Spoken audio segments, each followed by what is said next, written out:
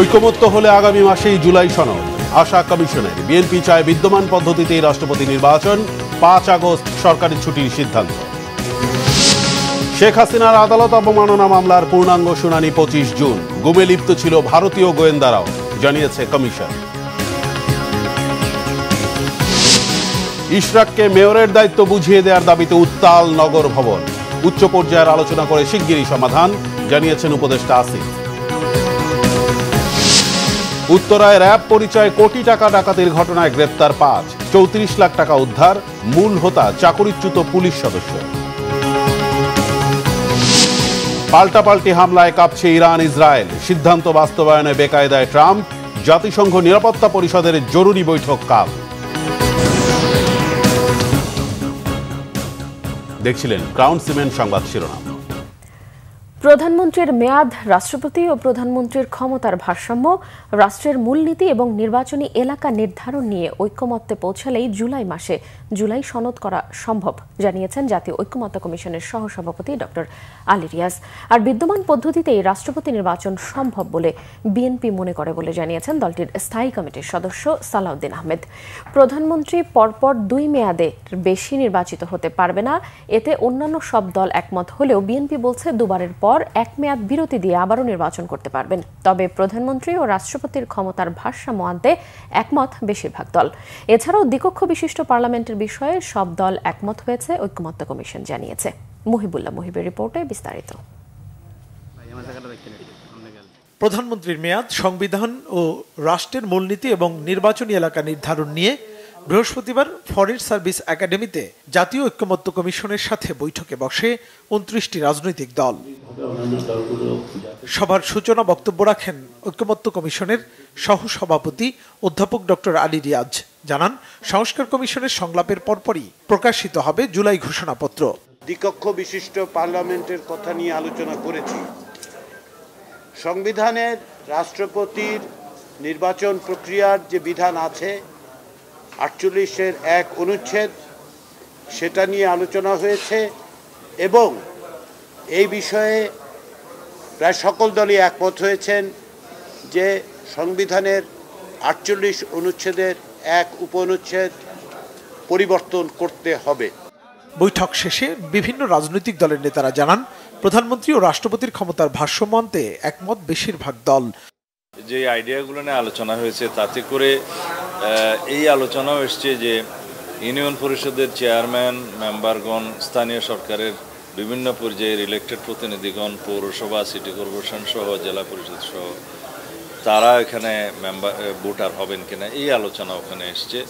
তো বিভিন্ন রকমের মতভেদের কারণে রাষ্ট্রপতির ইলেকটোরাল কলেজ সম্পর্কে যেহেতু সিদ্ধান্ত আসা যায়নি, সেটাও পরবর্তীতে আলোচনার জন্য পেন্ডিং রাখা হয়েছে। আমরা নীতিগতভাবে এক্সটেন্ডেড ইলেকটোরাল কলেজের পক্ষে প্রেসিডেন্টের নির্বাচনের জন্য, কিন্তু আমরা একটা কথা বলেছি যে লোকাল গভর্নমেন্ট নির্বাচনটিও কেয়ারটেকার সরকারের অধীনে হইতে হবে, যেমনিভাবে পার্লামেন্ট নির্বাচন কেয়ারটেকার সরকারের অধীনে হবে। আমরা দেখেছি যদি একজনই বারবার প্রধানমন্ত্রী হতে থাকে তখন ইন্টার পার্টি যে ডেমোক্রেসি, এই ইন্টার পার্টি ডেমোক্রেসি কখনোই থাকে না। আপনি যদি দেখেন বিগত সময়ে যারা ক্ষমতায় এসছে বা সম্ভাব্য ক্ষমতায় যারা আসতে পারে, আপনি দেখবেন যে নির্দিষ্ট পরিবারের বাহিরে আসলে এই দলকে নেতৃত্ব দেওয়ার মতো করে আমাদের আসলে সম্ভাব্য গণতান্ত্রিক অপশন কিন্তু আমাদের নেই, যেটি গণতন্ত্রের জন্য খুব বেশি ইতিবাচক নয়। 2 কক্ষে 500 আপনার সদস্য এবং এক্সটেন্ডেড 76 জন, 576 জন, এইটাকে ইলেকট্রাল কলেজ হিসেবে বিবেচনা করার পক্ষে আমাদের দলের মতামত। কিন্তু এখানে কিছু কিছু দলের মতামত হচ্ছে পুরো 70,000 জনপ্রতিনিধি, ইউনিয়ন পরিষদের চেয়ারম্যান থেকে শুরু করে সবাই, সংসদ, এবং অনেক দলের মতামত হচ্ছে শুধুমাত্র পার্লামেন্টের 2 কক্ষ, কিন্তু ভোট হবে গোপন ব্যালটে। এখানে কিন্তু সবাই একমত। সংলাপে অংশ নেয়া নেতারা আরো জানান, রাষ্ট্রপতি নির্বাচন নিয়ে বিদ্যমান অবস্থা পরিবর্তনে প্রায় সবাই একমত। ইলেকটোরাল কলেজ, পার্লামেন্টের উচ্চকক্ষ ও নিম্নকক্ষ, জেলা পর্যায়ে এবং ইউনিয়ন পর্যায়ে গোপন ব্যালটে ভোট দেওয়ার ব্যাপারেও মতৈক্য হয়েছে বেশিরভাগ দলের। আগে যেটা ছিল শুধুমাত্র নিম্নকক্ষের পার্লামেন্টের মেম্বাররাই শুধু রাষ্ট্রপতি নির্বাচনে ভোট দিতেন, এখন উচ্চকক্ষ যদি হয় উচ্চকক্ষের সদস্যরা ভোট দিবেন। এখানে গুণগত কথা যেটা, সেটা হচ্ছে আগে 70 অনুচ্ছেদে দলের প্রার্থীর বিপক্ষে ভোট দেওয়ার ক্ষমতা ছিল না। এখন 70 অনুচ্ছেদে আমরা যে অ্যামেন্ডমেন্টটা এনেছি বা সংস্কারটা করেছি, সেখানে দলের প্রার্থীর বিরুদ্ধেও সংসদ সদস্যরা ভোট দিতে পারবেন। সকলেই ঐকমত্য হয়েছেন যে প্রায় সবাই যে বিদ্যমান ব্যবস্থা যেটা আছে সেটার একটা বদল ঘটাতে হবে এবং সেখানে ইলেকট্রাল কলেজ তৈরি করার ব্যাপারে আসলে একটা প্রস্তাব আছে। এখন এই ইলেকট্রাল কলেজের বিষয়েও ঐকমত্য একভাবে আছে, কিন্তু ইলেকট্রাল কলেজ কি আকারে হবে সে বিষয়ে কোনো ঐকমত্য তৈরি হয়। আমরা আশা করি আজকে পর্যন্ত গতকালকের মতন আলোচনাটা খুব হতাশাব্যঞ্জক হয়নি। আজকে আলোচনাটা অনেকখানি ইতিবাচক। আমরা চিন্তা বা মতামতের ঐক্যটা অনেকখানি আমরা কাছাকাছি এসছি। সর্বশেষ আমরা ধরে নিতে পারি যে আমরা ধরে নিচ্ছি উভয় কক্ষের সদস্যরা তাদেরকে নিয়ে যে নির্বাচক মণ্ডলী বা ইলেকটোরাল কলেজ তাদের গোপন ব্যালটে সেখানে রাষ্ট্রপতি নির্বাচন হবেন। দু একটি দলের আলোচনা বা প্রস্তাবে প্রাধান্য দেওয়া হচ্ছে বলেও অভিযোগ করেন কেউ কেউ। সংলাপে স্বৈরাচারের দোসরদের অংশ নেওয়ার অভিযোগ তুলে আপত্তিও জানিয়েছে কোনো দল। মুহিবুল্লাহ মুহিব, বাংলা ভিশন, ঢাকা। 5 আগস্টকে ছাত্র জনতার গণ অভ্যুত্থান দিবস হিসেবে পালনের সিদ্ধান্ত নিয়েছে সরকার।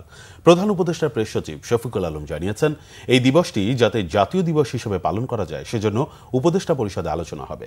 5 আগস্টকে ছাত্র জনতার গণ অভ্যুত্থান দিবস হিসেবে পালনের সিদ্ধান্ত নিয়েছে সরকার। প্রধান উপদেষ্টার প্রেস সচিব শফিকুল আলম জানিয়েছেন, ছাত্র জনতার গণ অভ্যুত্থান দিবসের আগেই জুলাই ঘোষণাপত্র প্রকাশ করা হবে। এই ঘোষণাপত্র প্রণয়নে পরিকল্পনা উপদেষ্টা ডক্টর ওয়াহিদুদ্দিন মাহমুদকে প্রধান করে একটি কমিটি গঠন করা হয়। এই কমিটি সকল অংশীজনের সাথে বৈঠক করে জুলাই ঘোষণাপত্র প্রকাশ করবেন বলেও জানান তিনি। এ সময় সংস্কৃতি বিষয়ক উপদেষ্টা মোস্তফা সরোয়ার ফারুকী বলেন, 1 জুলাই থেকে 5 আগস্ট পর্যন্ত নানা কর্মসূচির মধ্য দিয়ে পালিত হবে ছাত্র জনতার গণ অভ্যুত্থান দিবস। তবে 5 আগস্টের দিনটি সরকারি ছুটি ঘোষণা করা হয়েছে বলেও তিনি জানান। এই দিবসটি যাতে জাতীয় দিবস হিসেবে পালন করা যায় সেজন্য উপদেষ্টা পরিষদ আলোচনা হবে বলে জানান মোস্তফা সরোয়ার ফারুকী। ফরেন সার্ভিস একাডেমিতে সাংবাদিকদের তার এসব তথ্য জানান। মিশনটা যাতে খুব মানে 5 আগস্টের আগে এটা দেওয়া যায় সেই জন্য একটা কমিটি করা হয়েছে। এই কমিটির নেতৃত্ব দিবেন হচ্ছে ডক্টর ওয়াহিদুদ্দিন মাহমুদ, আমাদের প্ল্যানিং অ্যাডভাইজার। সেখানে আরও কয়েকজন অ্যাডভাইজার থাকবেন। তো ওনার নেতৃত্বে এনারা কাজ করবেন আমাদের স্টুডেন্টদের সাথে, পলিটিক্যাল পার্টিগুলোর সাথে করে ওনারা একটা জুলাই প্রোক্লেমেশনটা খুব দ্রুত যাতে এটা তৈরি করা যায় সেই জন্য ওনারা কাজ করবেন। জুলাইয়ের 1 তারিখ থেকে আমাদের কর্মসূচি শুরু হবে, কিন্তু মূল ইভেন্ট কিক অফ হবে জুলাইয়ের 14 তারিখ থেকে এবং এটা চলবে 5 আগস্ট পর্যন্ত। এবং আমাদের এই কর্মসূচির মূল উদ্দেশ্যটা হচ্ছে জুলাইতে যেরকম পুরো বাংলাদেশ এক হয়েছিল আবার সেই অনুভূতিটাকে ফিরিয়ে আনা। সেই অনুভূতিটা আমাদের মধ্যে আছে, জাস্ট রিইনফোর্স করা সেটাকে। 5 আগস্ট একটা ছুটি ঘোষণা করা হবে, সেটা হচ্ছে ছাত্র জনতার অভ্যুত্থান দিবস হিসাবে পালিত হবে। এটা এবছর থেকে প্রতি বছরই পালিত হবে। শেখ হাসিনার বিরুদ্ধে আদালত অবমাননার মামলায় স্বচ্ছতা বজায় রাখতে সিনিয়র আইনজীবী AY মশিউজ্জামান একে অ্যামিকাস কিউরি হিসেবে নিয়োগ দিয়েছে আন্তর্জাতিক অপরাধ ট্রাইব্যুনাল। বৃহস্পতিবার ট্রাইব্যুনালের চেয়ারম্যান গোলাম মর্তুজা মজুমদারের নেতৃত্বাধীন ট্রাইব্যুনাল এই আদেশ দেন। এই মামলার পরবর্তী শুনানি 25 জুন নির্ধারণ করা হয়। নাবিল জাহাঙ্গীরের রিপোর্ট। 226 জনকে হত্যার লাইসেন্স পেয়ে গেছি। অনলাইনে শেখ হাসিনার এমন একটি রেকর্ড ছড়িয়ে পড়লে তা শেখ হাসিনা এবং গাইবান্ধার শাকিল আকন্দ বুলবুলের মধ্যকার কথোপকথন হিসেবে শনাক্ত করে আদালত অবমাননার অভিযোগ আনেন ট্রাইব্যুনালের চিফ প্রসিকিউটর মোহাম্মদ তাজুল ইসলাম। 2 আসামিকে ট্রাইব্যুনালে হাজির হওয়ার একাধিক নির্দেশনা থাকলেও তারা হাজির না হওয়ায় 3 জুনের মধ্যে হাজির হওয়ার নির্দেশনা দিয়ে পত্রিকায় বিজ্ঞাপনও দেওয়া হয়। এরপরেও আসামিরা হাজির না হলে বৃহস্পতিবার শুনানি শেষে সুপ্রিম কোর্টের সিনিয়র আইনজীবী AY মশিউজ্জামানকে এমিকাস কিউরি নিয়োগের সিদ্ধান্ত নেয় ট্রাইব্যুনাল। এমিকাস কিউরি নিয়োগের ফলে মামলায় স্বচ্ছতা বজায় থাকবে বলে মনে করে প্রসিকিউশন। এখানে একজন আসামি অপরজনকে বলছেন যে 227 জনকে মার্ডার করার লাইসেন্স পেয়ে গিয়েছে। শুধু তাই নয়, এই মামলার তদন্তকারী কর্মকর্তাকে ও হুমকি স্বরূপ বিভিন্ন কথাবার্তা ওই কথোপকথনে প্রকাশিত হয়। ট্রাইব্যুনাল আইনে অ্যামিকাস কিউরিটা অ্যাবসোলুটলি ট্রাইব্যুনালের এখতিয়ারাধীন। ওনারা চাইলে যে কোনো আইনি ব্যাখ্যায় আদালতকে সহায়তা করার জন্য যে কোনো ম্যাটারে অ্যামিকাস কিউরি নিয়োগ করতে পারেন। এদিন ট্রাইব্যুনালে উপস্থিত ছিলেন চিফ প্রসিকিউটরের বিশেষ পরামর্শক টবি Cadman. To ensure that the process is entirely fair. So It's not for me to say that the system is perfect. It will always be subject to continuing. আমি বিভিন্ন দেশের ট্রাইব্যুনালের সাথে কাজ করেছি। আমি নিশ্চিত করার চেষ্টা করছি যাতে এই বিচার প্রক্রিয়ার স্বচ্ছতা বজায় থাকে, একই সাথে ন্যায় বিচার নিশ্চিত হয়। বিচারে আন্তর্জাতিক মান বজায় রাখা জরুরি। শেখ হাসিনার বিরুদ্ধে আন্তর্জাতিক অপরাধ ট্রাইব্যুনালে এছাড়া 2টি গণহত্যার মামলা ও একটি গুণ সংক্রান্ত মামলা চলছে। নাবিল জাহাঙ্গীর, বাংলা ভিশন, ঢাকা। রাজনৈতিক ফায়দা হাসিলের জন্য বিরোধী রাজনৈতিক শক্তি ও ভিন্ন মতাবলম্বীদের দমনে জঙ্গি বিরোধী অভিযানের নামে গুমকে ব্যবহার করা হয়েছে বলে জানিয়েছেন গুম কমিশনের চেয়ারম্যান বিচারপতি মইনুল হোসেন চৌধুরী। 1850 জনের গুমের অভিযোগের মধ্যে 253 জনকে গুম করার অকাট্য প্রমাণ কমিশন পেয়েছে বলে জানান তিনি। এসব গুমে দেশের গোয়েন্দা বাহিনীর পাশাপাশি ভারতীয় গোয়েন্দারাও জড়িত ছিল বলে জানান কমিশন চেয়ারম্যান। রিপোর্ট করছেন ইমরুল কায়েস। বিগত আওয়ামী লীগ সরকারের সময় সবচেয়ে বড় অভিযোগ ছিল গুমের। বিরোধী মতের লোকজনকে বাড়ি বা অন্য কোথাও থেকে আইনশৃঙ্খলা বাহিনীর পরিচয়ে ধরে নিয়ে পরে তা অস্বীকার করা ছিল সাধারণ ঘটনা। এ নিয়ে অন্তর্বর্তী সরকার গঠিত গুম কমিশন বৃহস্পতিবার রাজধানীতে সংবাদ সম্মেলন করে। এতে কমিশনের চেয়ারম্যান বিচারপতি মইনুল হোসেন চৌধুরী বলেন, গুমের সাথে সবচেয়ে বেশি জড়িত ছিল এলিট ফোর্স র্যাব। গুমের 1850টি অভিযোগের মধ্যে 253টির অকাট্য প্রমাণ পাওয়ার দাবি করেন তিনি। বাকিগুলোর তদন্ত চলছে বলে জানান কমিশন চেয়ারম্যান। অন্তর্বর্তীকালীন এই প্রতিবেদনে প্রায় 1850 অভিযোগ বিশ্লেষণের মধ্য থেকে 253 জন গুমের শিকার ব্যক্তির তথ্য উপস্থাপন করা হয়েছে।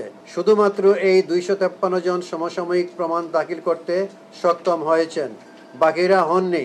কারণ তখন এসব ক্ষেত্রে জিডি করতে গেলে জিডি নেওয়া হতো না। গুম অবস্থা থেকে ফেরতের সময় তাদের সন্ত্রাস বিরোধী মামলা সহ বিভিন্ন মামলায় গ্রেফতার দেখানো হয়। অর্থাৎ রাষ্ট্রীয় কোনো একটি সংস্থা স্বীকার করে নেয় যে ব্যক্তিটি তাদের হেফাজতে আছে। এই ভিকটিমরা জীবিত আছেন, তাই তারা কমিশনকে জানাতে পেরেছেন যে তারা রাষ্ট্রীয় হেফাজতে গোপন আটক কেন্দ্রে বন্দী ছিলেন।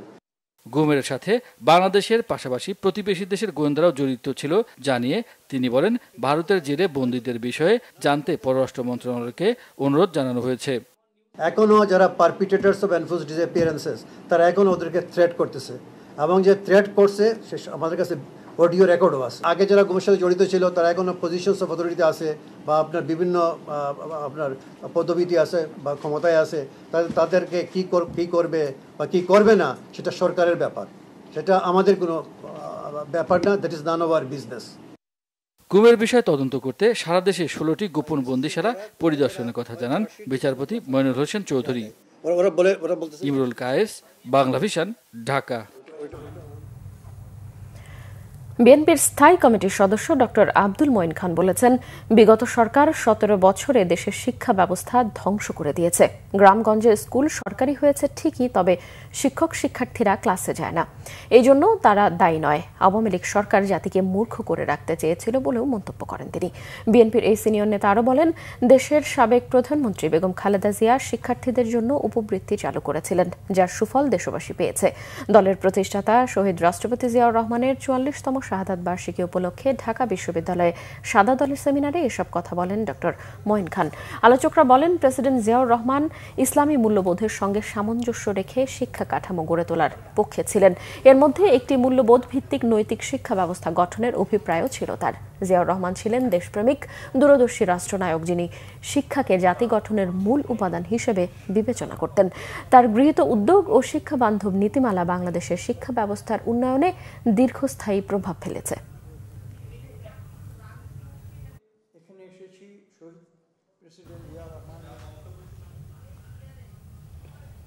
24 জুলাই আগস্ট গণ অভ্যুত্থান, শোক ও বিজয়ের বর্ষপূর্তি পালন করবে বিএনপি।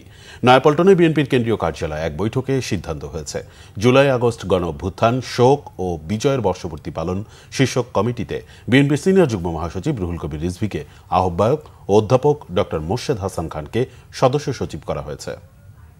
করে জুলাই আগস্টের আমাদের গৃহীত কর্মসূচিগুলো সেগুলো বাস্তবায়ন করব, সেটি নিয়ে আমরা এখানে দীর্ঘক্ষণ আলাপ আলোচনা করেছি। আমাদের এখানে উপস্থিত নেতৃবৃন্দ অত্যন্ত চমৎকারভাবে বিশ্লেষণী বক্তব্য রেখেছেন এবং সেখান থেকে আমরা অনেক তথ্য এবং অনেক পয়েন্ট নিয়ে সেগুলো সাজিয়ে আমরা বিভিন্ন উপকমিটির মাধ্যমে আমরা সেটা 1 জুলাই থেকেই বাস্তবায়ন করা শুরু করব।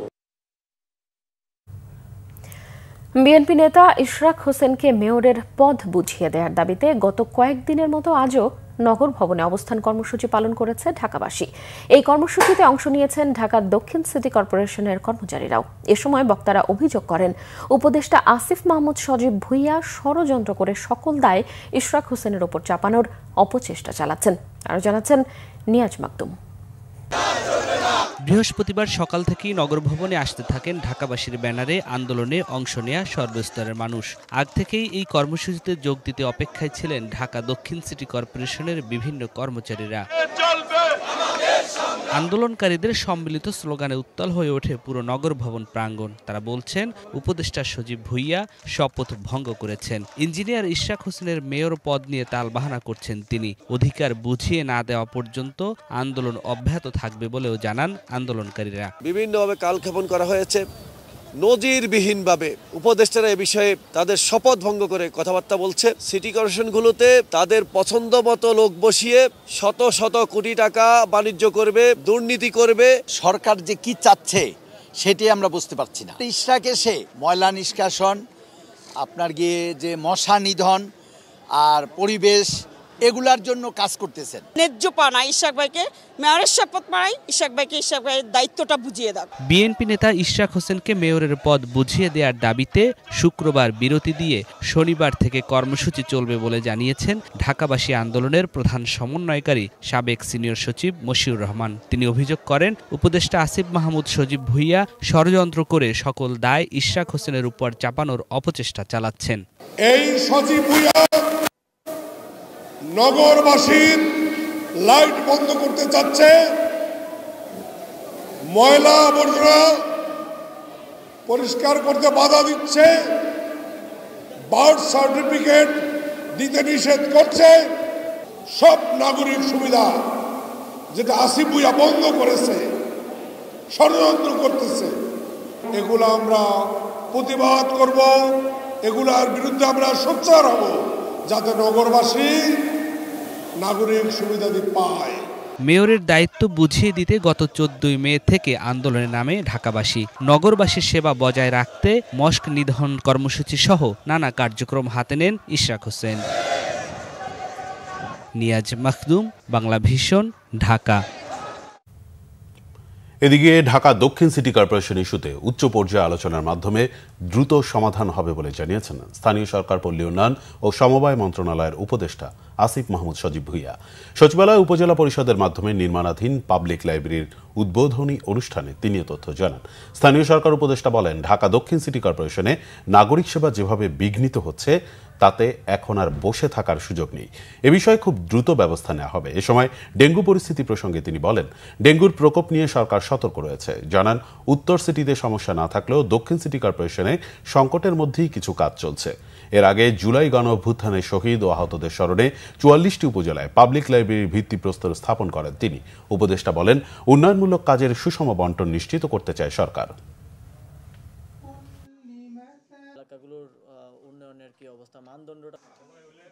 সরকার কনসার্ন আছে এবং এই বিষয়ে আসলে প্রথম থেকেই এককভাবে সিদ্ধান্ত নেওয়ার কোনো বিষয় না। আপনারা জানেন যে মানে এই সরকারে আমরা গুড কোঅর্ডিনেশনের মাধ্যমে কাজ করে থাকি।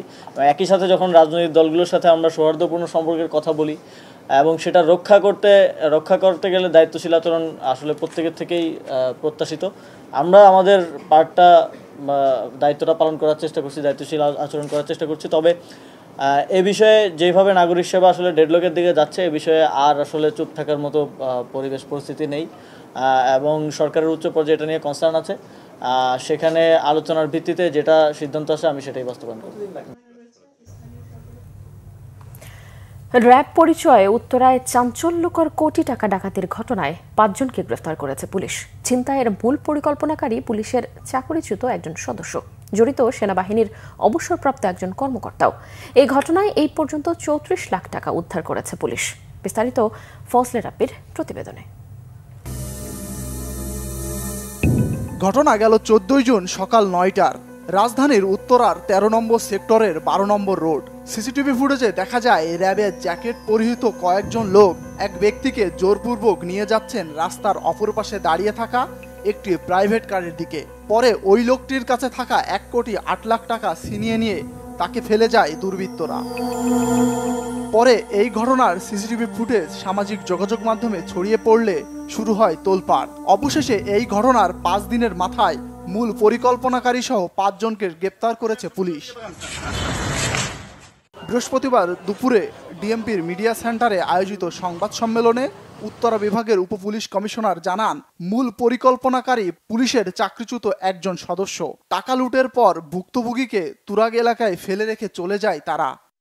সেনাবাহিনীর অবসরপ্রাপ্ত সার্জেন্ট শেখ মোহাম্মদ জালালউদ্দিন ওরফে রবিউল, বয়স হবে 43-44, তাকে সে ক্যাপ্টেন পরিচয় দিয়ে চলে, তাকে গ্রেপ্তার করেছে। তাকে গ্রেপ্তার করে ডিবি জিজ্ঞাসাবাদ করে তার কাছ থেকে নগদ 63,000 টাকা উদ্ধার করেছে এবং পরে জব্দ করেছে।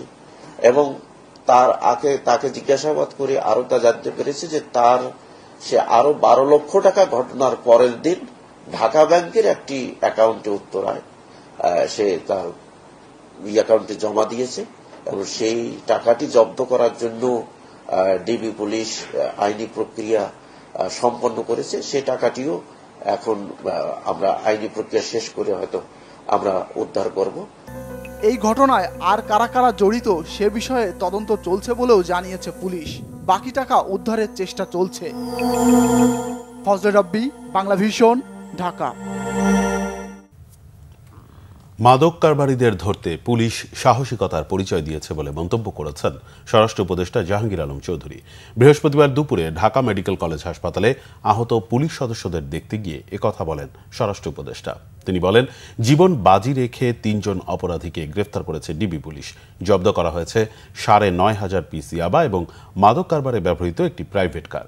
মাদক নির্মূলে পুলিশের এমন অভিযান অব্যাহত থাকবে বলেও জানান জাহাঙ্গীর আলম চৌধুরী। তিনি দাবি করেন, অপরাধী ধরতে বাংলাদেশ পুলিশের সক্ষমতা অনেক বেশি এবং অপরাধীদের মোকাবেলা করতে প্রয়োজনীয় অস্ত্র রয়েছে তাদের হাতে।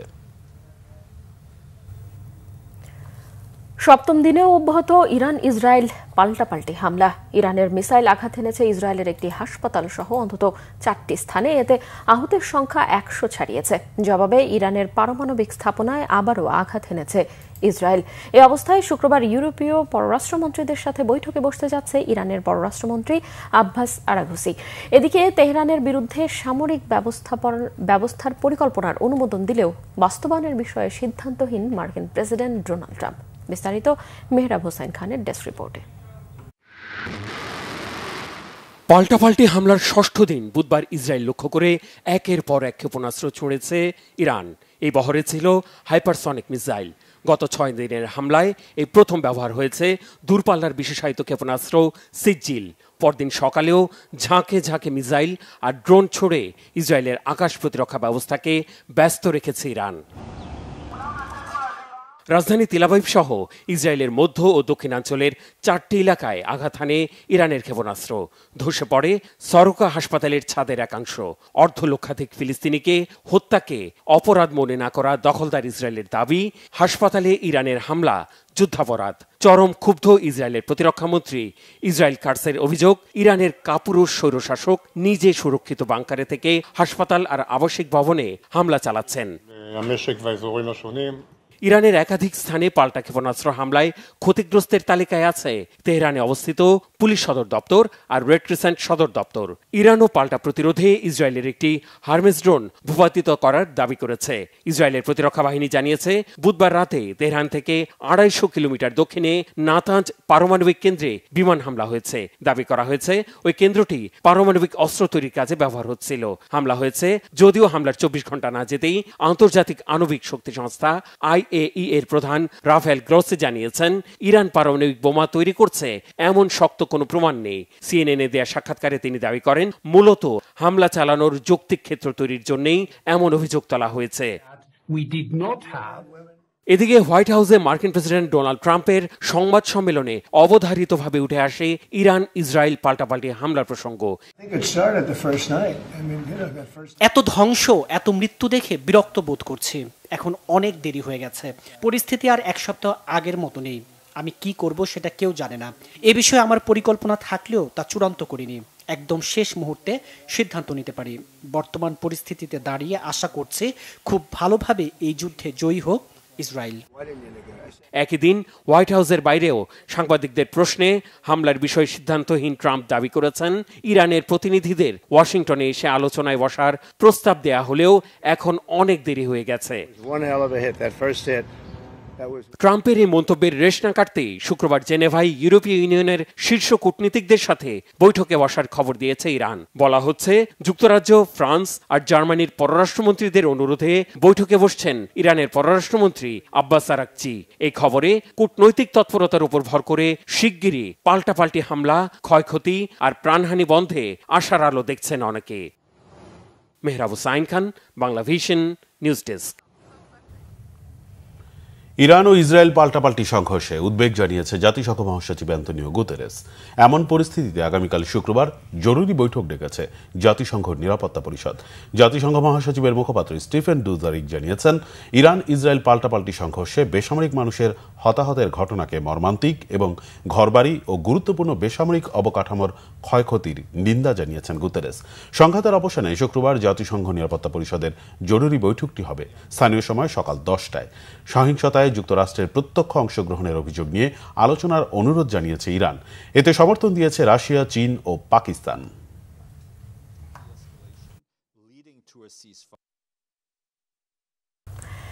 আগামী সংসদ নির্বাচনে প্রতিদ্বন্দ্বী প্রার্থীরা প্রচারে পোস্টার ব্যবহার করতে পারবেন না। রাজনৈতিক দল ও প্রার্থীর আচরণ বিধিমালা সংশোধন করে এই সিদ্ধান্ত নিতে চায় নির্বাচন কমিশন। প্রধান নির্বাচন কমিশনার এএমএম নাসির উদ্দিনের সভাপতিত্বে সকালে নির্বাচন কমিশন ভবনে এই বৈঠক অনুষ্ঠিত হয়। এতে রাজনৈতিক দল ও প্রার্থীদের সংশোধিত আচরণ বিধির খসড়া চূড়ান্ত করা হয়। এটি ওয়েবসাইটে প্রকাশ করা হবে। জাতীয় সংসদ নির্বাচনের বিষয়ে সরকারের পক্ষ থেকে আনুষ্ঠানিক কোনো নির্দেশনা পায়নি সেনাবাহিনী। তবে সরকারের নির্দেশনা অনুযায়ী নির্বাচন সংক্রান্ত দায়িত্ব পালন করবেন তারা। ঢাকা সেনানিবাসে সেনা সদরের এক ব্রিফিংয়ে একথা বলেছেন মিলিটারি অপারেশনস ডিরেক্টরেটের colonel staff colonel Mohammad Shafiqul Islam. জানান, মব ভায়োলেন্সের বিরুদ্ধে সেনাবাহিনীর কঠোর অবস্থানে অনেকাংশে তা কমেছে। জাতীয় পতাকা বিক্রির সময় এক ব্যক্তিকে পেটানোর ঘটনাটি দুঃখজনক ও বিচ্ছিন্ন ঘটনা হিসেবে উল্লেখ করেন কর্নেল শফিকুল ইসলাম। জানান, এরই মধ্যে ওই ব্যক্তির প্রতি সমবেদনা সহ সহযোগিতার হাত বাড়িয়েছে সেনাবাহিনী। 22 জুন প্রধান উপদেষ্টার উপস্থিতিতে হতে যাওয়া সম্মেলনে বিচার বিভাগের আলাদা সচিবালয় প্রতিষ্ঠার বক্তব্য আরও জোরালোভাবে তুলে ধরা হবে। দিনটি বিচার বিভাগের জন্য টার্নিং পয়েন্ট হয়ে থাকবে বলেও আশা প্রধান বিচারপতি ডক্টর সৈয়দ রেফাত আহমেদের। বৃহস্পতিবার দুপুরে সুপ্রিম কোর্টের এনএক্স কোর্ট বিল্ডিংয়ে পরিদর্শনে এসব কথা বলেন তিনি। এ সময় তিনি আরও বলেন, সুপ্রিম কোর্টের বিজয় 71 বিল্ডিংয়ে বারের আবেদনের প্রেক্ষিতে কয়েকটি এজলাস স্থানান্তর করা হবে। এসব এজলাস স্থানান্তরের কাজও চলছে। 22 জুন প্রধান উপদেষ্টার সুপ্রিম কোর্টের একটি অনুষ্ঠানে যোগ দেওয়ার কথা আছে বলেও জানান তিনি। সেখানে বিচার বিভাগের জন্য পৃথক সচিবালয়ের বিষয়টি গুরুত্ব পাবে। সেদিন বিস্তারিত জানাবেন প্রধান বিচারপতি। বাংলাদেশ ইউনিভার্সিটি অব প্রফেশনালস বিইউপির 17তম বার্ষিক সিনেট সভা হয়েছে মিরপুরে বিশ্ববিদ্যালয়টির নিজ ক্যাম্পাসে। এতে সভাপতিত্ব করেন বিইউপির উপাচার্য ও senate chairman major general Mohammad Mahbubul Alam. সভায় বিইউপির treasurer air commodore Mohammad Reza Imdad Khan 2024-25 অর্থ বছরের জন্য সংশোধিত বাজেট 134 কোটি 8 লাখ এবং 2025-26 অর্থ বছরে 134 কোটি 97 লাখ টাকার বাজেট উপস্থাপন করলে তা সর্বসম্মতিক্রমে অনুমোদিত হয়। এ সময় তিনি জানান, টিউশন ফি অন্যান্য পাবলিক বিশ্ববিদ্যালয়ের মতো করতে গিয়ে বিইউপিতে ফি কমানোর উদ্যোগ নেওয়া হয়েছে। 17তম বার্ষিক সভা সঞ্চালনা করেন বিইউপির registrar brigadier general Mohammad Rabbia Hasan. Senate সভায় আরও উপস্থিত ছিলেন বিভিন্ন মন্ত্রণালয় সচিব, ইউজিসির সদস্য, সশস্ত্র বাহিনীর উচ্চ পদস্থ কর্মকর্তা এবং বিইউপির ঊর্ধ্বতন কর্মকর্তারা।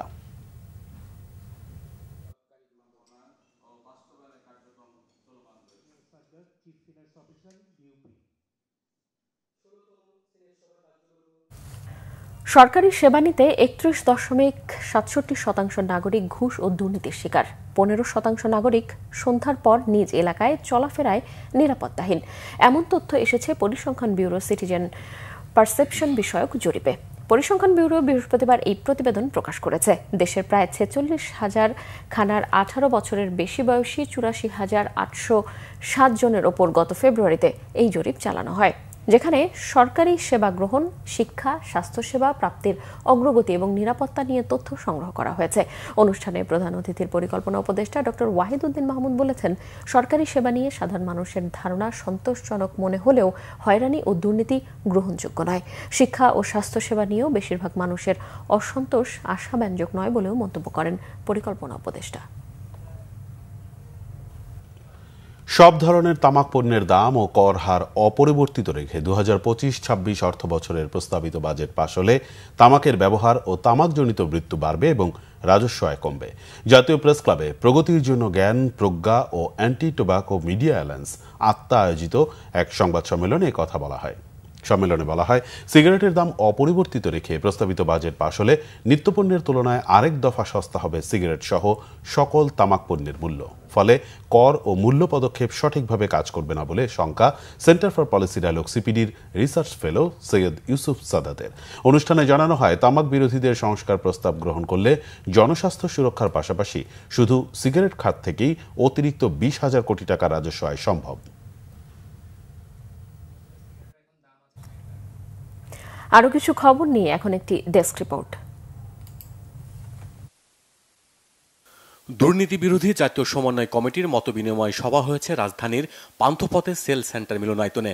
বাংলাদেশ জুডিশিয়াল সার্ভিস অ্যাসোসিয়েশনের সাবেক সভাপতি মোহাম্মদ রফিকুল ইসলামের সভাপতিত্বে এতে বক্তব্য রাখেন সাবেক মন্ত্রী নাজিমুদ্দিন আল আজাদ, সাবেক বিচারপতি ডক্টর মোহাম্মদ আবু তারিক, সাবেক বিচারপতি এমদাদুল হক আজাদ, সাবেক আন্তর্জাতিক বিচারক ডক্টর মোহাম্মদ শাহজাহান সাজু, কায়ম রেজা চৌধুরী, রিহাবের সাবেক সভাপতি প্রকৌশলী আব্দুল আওয়াল, ঢাকা বিশ্ববিদ্যালয়ের অধ্যাপক ডক্টর সৈয়দ মোহাম্মদ শামসউদ্দিন এবং দুর্নীতি বিরোধী জাতীয় সমন্বয় কমিটির সাধারণ সম্পাদক সারোয়ার ওয়াদুদ চৌধুরী সহ অন্যরা। শ্রম ও কর্মসংস্থান মন্ত্রণালয়ের উদ্যোগে সারা দেশে পালিত হয়েছে বিশ্ব শিশু শ্রম প্রতিরোধ দিবস। 12 জুন সরকারি ছুটি থাকায় আজ দিবসটি পালন করা হয়েছে। ILO, UNICEF, Educo, World Vision ও সেভ দ্য চিলড্রেন সহ বিভিন্ন জাতীয় ও আন্তর্জাতিক সংস্থার সমন্বয়ে প্রতি বছর দিবসটি পালন করা হয়। ইতিমধ্যে শিশু শ্রম নিরসনে জাতীয় কর্মপরিকল্পনা 2021 থেকে 2025 প্রণয়ন সহ বিভিন্ন নীতিগত ও প্রাতিষ্ঠানিক ব্যবস্থা গ্রহণ করেছে সরকার। এদিকে বিএনপির ভারপ্রাপ্ত চেয়ারম্যান তারেক রহমানের সহধর্মিণী ডাক্তার জোবাইদা রহমানের জন্মদিন উপলক্ষে বৃক্ষরোপণ কর্মসূচি পালন হয়েছে নওগাঁয়। বিকালে শহরের কেডির মোড়ে বিএনপির দলীয় কার্যালয়ের সামনে এবং শহরের মুক্তির মোড়ে এই কর্মসূচি পালন করা হয়। উপস্থিত ছিলেন স্বেচ্ছাসেবক দলের কেন্দ্রীয় কমিটির সহসভাপতি ফখরুল ইসলাম রবিন সহ অন্যরা। জুলাই অভ্যুত্থানের চেতনায় কল্যাণমুখী রাষ্ট্র গঠনে আত্মপ্রকাশ করতে যাচ্ছে নতুন রাজনৈতিক দল বাংলাদেশ রিপাবলিক পার্টি। সকালে রাজধানীর বাড়িধারায় দলটির আত্মপ্রকাশ নিয়ে আনুষ্ঠানিক সংবাদ সম্মেলনে এ ঘোষণা দেন দলের আহ্বায়ক অবসরপ্রাপ্ত লেফটেন্যান্ট কমান্ডার মেহেদী হাসান। তিনি বলেন, সবার উপরে দেশ এই মূল মন্ত্রে উজ্জীবিত হয়েই দল যাত্রা শুরু করেছে। এ সময় উপস্থিত ছিলেন দলটির প্রধান উপদেষ্টা সেলিম প্রধান ও অবসরপ্রাপ্ত মেজর রাকিবুল হাসান সহ আরও অনেকেই। সারা বিশ্বের সাথে গ্লোবাল ফ্যাটি লিভার ডে পালন করার লক্ষ্যে জনসচেতনতামূলক আলোচনা সভা করেছে হেপাটোলজি সোসাইটি। সকালে সুপার স্পেশালাইজড হাসপাতাল ও বাংলাদেশ মেডিকেল বিশ্ববিদ্যালয়ে এর আয়োজন করা হয়। বাংলাদেশ মেডিকেল বিশ্ববিদ্যালয়ের উপাচার্য ও হেপাটোলজি সোসাইটির সভাপতি অধ্যাপক ডাক্তার মোহাম্মদ শাহিনুল আলমের সভাপতিত্বে এতে প্রধান অতিথি ছিলেন সাবেক তত্ত্বাবধায়ক সরকারের স্বাস্থ্য উপদেষ্টা মেজর জেনারেল অধ্যাপক ডাক্তার ASM মতিউর রহমান। প্রধান বক্তা ছিলেন বারডেম হাসপাতালের লিভার বিশেষজ্ঞ doctor Golam Azam. Infinity hub এর উদ্বোধন হয়েছে রাজশাহীর হাইটেক পার্কে। এতে খুলবে আধুনিক প্রযুক্তির মাধ্যমে দেশীয় ই-কমার্স খাতের এক নতুন সম্ভাবনার দ্বার। প্রধান অতিথি ছিলেন এটিসি টেক লিমিটেডের ব্যবস্থাপনা পরিচালক ডক্টর মোহাম্মদ আতিকুর রহমান। তিনি বলেন, আন্তর্জাতিক মান বজায় রেখে পণ্যের গুণগত মান, নির্ভরযোগ্য সরবরাহ ব্যবস্থা ও সর্বোচ্চ সেবা নিশ্চিতে কাজ করবে প্রতিষ্ঠানটি। 26তম বার্ষিক সাধারণ সভা হয়েছে ব্র্যাক ব্যাংক পিএলসির ভার্চুয়াল প্ল্যাটফর্মে। এতে 2024 সালের জন্য 25% লভ্যাংশ অনুমোদন দেয় ব্যাংকটি। ব্যাংকের চেয়ারপারসন মেহেরিয়াম এম হাসানের সভাপতিত্বে উপস্থিত ছিলেন ভাইস চেয়ারপারসন ফারুক মঈনুদ্দিন আহমেদ। পরিচালকদের মধ্যে ছিলেন ফারজানা আহমেদ, আনিতা গাজী রহমান, চৌধুরী MAQ সারোয়ার ও লীলা রশিদ। সভায় ব্যাংকের ম্যানেজিং ডিরেক্টর তারেক রেফাত উল্লাহ খান ব্যাংকের প্রতি অবিচল রাস্তা রাখার জন্য শেয়ার হোল্ডারদের ধন্যবাদ জানান। Bangla Vision news desk. দীর্ঘদিন ধরে দেশের অব্যবহৃত স্টেডিয়ামগুলোকে সক্রিয় করা হবে বলে জানিয়েছেন ক্রীড়া উপদেষ্টা আসিফ মাহমুদ সজীব ভুঁইয়া। জাতীয় গোল্ড কাপ ফুটবলের সমাপনীতে একথা বলেন তিনি। জাতীয় গোল্ড কাপ ফুটবলে অনূর্ধ্ব 17 বালক ও বালিকা বিভাগে শিরোপা জিতেছে রংপুর ও রাজশাহী। মানিক মাহমুদের রিপোর্ট। ঢাকা জাতীয় স্টেডিয়ামে বালক বিভাগে শিরোপা নির্ধারণী লড়াইয়ে মুখোমুখি হয় ময়মনসিংহ ও রংপুর বিভাগ। প্রথমার্ধে মোজাম্মেল হকের গোলে লিড নেয় ময়মনসিংহ। রংপুর বেশ কিছু সুযোগ তৈরি করেও লক্ষ্যভেদে সফল হয়নি। বিরতির পর আক্রমণের ধার বাড়ায় ময়মনসিংহ। ব্যবধান দ্বিগুণ হয় মেহেদী হাসানের গোলে। জয়ের স্বপ্ন দেখা ময়মনসিংহকে হতাশ করে দারুণভাবে ফিরে আসে রংপুর। অধিনায়ক রিয়াদ একাই 2 গোল করে দলকে সমতায় ফেরান। খেলা গড়ায় টাইব্রেকারে। পেনাল্টি শুট আউটে 4-3 ব্যবধানে ম্যাচ জিতে নেয় রংপুর। মেতে ওঠে শিরোপা জয়ের উল্লাসে। 2018 সালে টুর্নামেন্টের প্রথম আসরেও চ্যাম্পিয়ন হয়েছিল রংপুর। অনূর্ধ্ব 17 বালিকা বিভাগে রাজশাহী 3-0 গোলে হারায় ময়মনসিংহকে। জোড়া গোল করেন মৌসুমী, আরেকটি গোল করেন জান্নাতুল। টুর্নামেন্টের সমাপনী দিনে ফাইনাল ম্যাচ উপভোগ করেন ক্রীড়া উপদেষ্টা আসিফ মাহমুদ সজীব ভুঁইয়া। তিনি বলেন, বয়সভিত্তিক ফুটবলের আরও মানোন্নয়নে পরিকল্পনা করছে ক্রীড়া মন্ত্রণালয়। সংস্কার করা হবে দেশের অব্যবহৃত স্টেডিয়ামগুলোর। আমরা এইসব বিষয়গুলো নিয়ে বাফুফের সাথে কাজ করছি।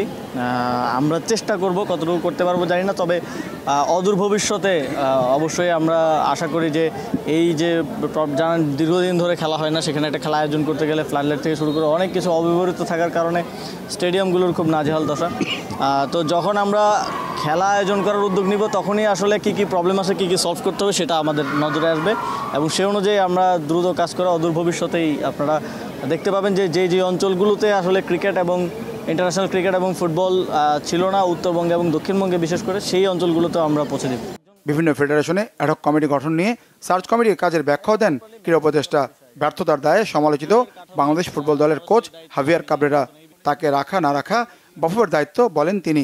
আমি ফুটবলের এক্সপার্ট না এবং ফুটবলের কাঠামোর সরাসরি দায়িত্বে আমি নেই, সুতরাং এই বিষয়ে আমার মন্তব্য করা ঠিক হবে না।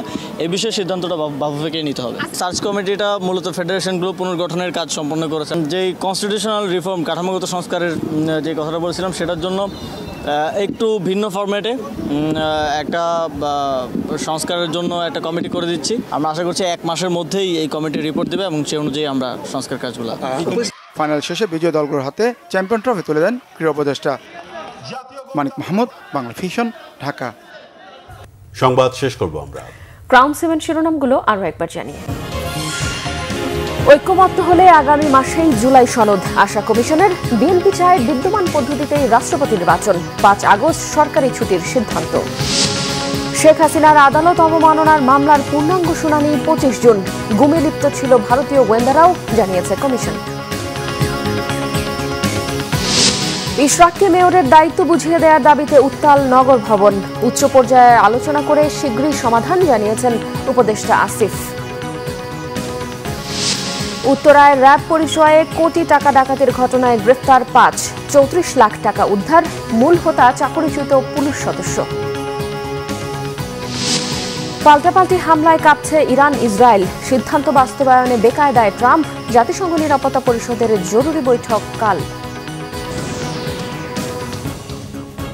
দর্শক, এই ছিল এখনকার মতো। পরের সংবাদ রাত 1টায়। দেখার আমন্ত্রণ রইল। এছাড়া বাংলা ভিশন সংবাদ ও সংবাদ সংশ্লিষ্ট অনুষ্ঠান দেখতে ভিজিট করুন www.bvnews24.com ও facebook.com/banglavisionnews এবং সাবস্ক্রাইব করুন youtube.com/banglavision। ধন্যবাদ। শুভরাত্রি।